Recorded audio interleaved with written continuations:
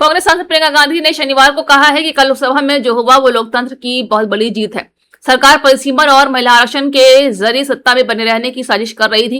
उन्होंने कहा है कि मैं बहुत खुश हूं कि लोकसभा में सीटें बढ़ाने के लिए लाया गया बिल गिर गया। सत्ता पक्ष हमें महिला विरोधी कहकर मसीहा नहीं बन सकता। शुक्रवार को लोकसभा में सरकार संविधान का 131वां संविधान संशोधन बिल लाई थी। सरकार इसे पास नहीं करा पाई, जहां ये 54 वोट से गिर गया। इसके जरिए संसद की 543 सीटें बढ़कर 850 करने का प्रावधान था। तो आप महिला हैं, हम जानती हैं कि महिलाओं का मसीहा बनना इतना आसान नहीं है, करके दिखाना पड़ता है। एक इतिहास है, कांग्रेस पार्टी का एक इतिहास है, विपक्षी दलों का एक इतिहास है, भाजपा का इतिहास है महिलाओं के संदर्भ में, और वो इतिहास बहुत स्पष्ट है। आपके खड़े होने से सदन में उसका विपरीत कहने से कोई फर्क नहीं पड़ता। महिलाएं देख रही हैं, उन्नाव को देखा, हाथरस को देखा, ओलंपिक की खिलाड़ियों को देखा, यहीं दिल्ली में सड़क पर बैठी थी, किसने पूछा उनको? मणिपुर में महिलाओं को देखा, किसने पूछा? और आज आप संसद में खड़े होकर कह रहे हैं हम मसीहा बनना चाहते हैं महिलाओं के। तो ये बहुत स्पष्ट है कि ये महिला आरक्षण बिल की बात नहीं थी, ये परसीमन की बात थी, और परसीमन इनको इस आधार पर करना था जिसमें इन्हें जाति के आंकड़े नहीं देखने की ज़रूरत होती और अपनी मनमानी करने की पूरी स्वतंत्रता मिलती। तो ये बिल्कुल मुमकिन ही नहीं था कि विपक्ष उनका साथ दे, और मैं बहुत खुश हूँ कि आप सबने, देश ने देखा कि जब विपक्ष एकजुट हो जाता है तो किस तरह से इनको हराया जाता है। ईरान और अमेरिका के बीच बढ़ते तनाव के बाद घोषित सीजफायर ने वैश्विक रणनीति में एक नया मोड़ ला दिया है। इसी बीच ईरान के विदेश मंत्री अब्बास अरागची ने बड़ा बयान देते हुए स्ट्रेट ऑफ हॉर्मुज को फिर से कमर्शियल जहाजों के लिए खोलने का ऐलान किया है, लेकिन इस ऐलान के साथ एक अहम शर्त भी जुड़ी हुई है। इस मार्ग से जो गुजरने वाले हर जहाज को ईरान की रिवोल्यूशनरी गार्ड यानी कि इस्लामिक रिवोल्यूशनरी गार्ड कॉर्प्स की अनुमति लेनी होगी। ये वही हॉर्मुज स्ट्रेट है जहां से दुनिया के करीब 20% तेल की सप्लाई गुजरती है। ऐसे में इस रास्ते का खुला या बंद होना सीधे तौर पर वैश्विक अर्थव्यवस्था को प्रभावित करता है। ईरान का ये कदम एक तरफ राहत की खबर लग सकता है, लेकिन दूसरी तरफ इसमें छिपी शर्तों और नए विवाद को जन्म दिया है। उधर अमेरिका के राष्ट्रपति डोनाल्ड ट्रंप ने तुरंत प्रतिक्रिया देते हुए दावा किया है कि हॉर्मुज स्ट्रेट अब पूरी तरह से सभी देशों के लिए खुल चुका है। ट्रंप का ये बयान काफी आक्रामक और आत्मविश्वास से भरा हुआ था, लेकिन जमीनी हकीकत से थोड़ी अलग नजर आ रही है।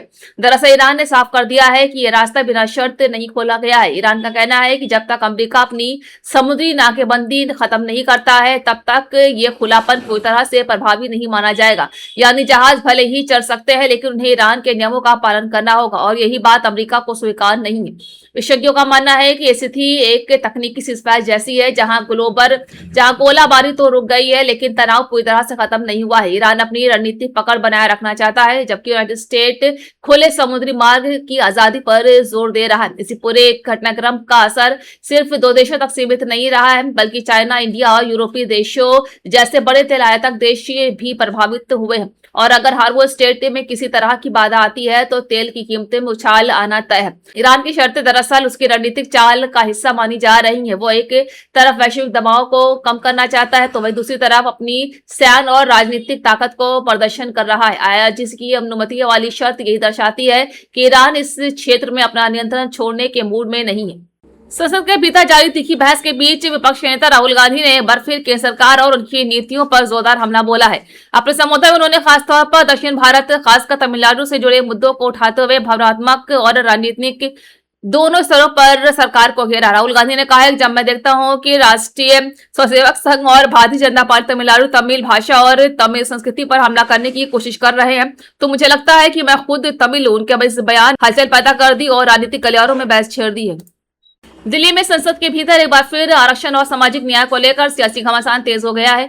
डिम्पल यादव ने कॉन्स्टिट्यूशन बिल की लोकसभा में पास होने पर केंद्र सरकार पर गंभीर आरोप लगा है। डिम्पल यादव ने कहा है कि पूरी तरह से एंटी दलित और एंटी ओबीसी है। जब समाजवादी पार्टी ने ओबीसी महिलाओं को आरक्षण देने की मांग की है, क्योंकि ये आधी आबादी का सवाल है, तब सरकार ने इसे नजरअंदाज कर दिया। उन्होंने आरोप लगाया है कि सरकार जानबूझकर समाज के भीतर विभाजन पैदा करने की कोशिश कर रही है। दलित विरोधी है, ओबीसी यानी कि पिछड़ा अति पिछड़ा वर्ग विरोधी है। जब समाजवादी पार्टी की ये मांग थी कि ओबीसी महिलाओं को आरक्षण दीजिए, क्योंकि आधी आबादी का सवाल है। अब आधी आबादी में भी ये दरार पैदा करने वाले लोग हैं, ये दरारवादी लोग हैं। इन्होंने हमेशा समाज में दरार पैदा की है, अविश्वास पैदा किया है, भय पैदा किया है, और इसी हथियार से ये लोग आज सत्ता में बने हुए हैं।